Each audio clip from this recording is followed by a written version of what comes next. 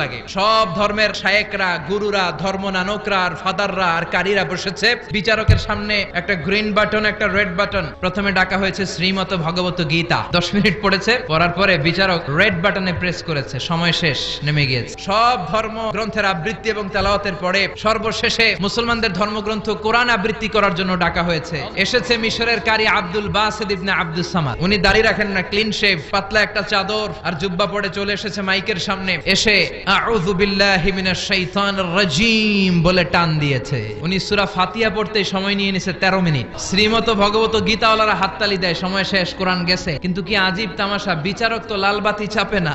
আব্দুল বাসিত কয় এই তো সুযোগ, বিচারক যেহেতু লাল বাতি চাপে না, আমি আরেকটা সূরা ধরি। উনি কোরআনের সবচেয়ে সুন্দর সূরা, সূরা আর রহমান তেলাওয়াত শুরু করলেন। উনি উনার গলায় আল্লাহ যত সুর দিয়েছিলেন সব সুর, দরদ, আদর ঢেলে দিয়ে সুরের ঝংকার তুলে পুরো কনফারেন্সকে মাতিয়ে দিলেন। 20 মিনিট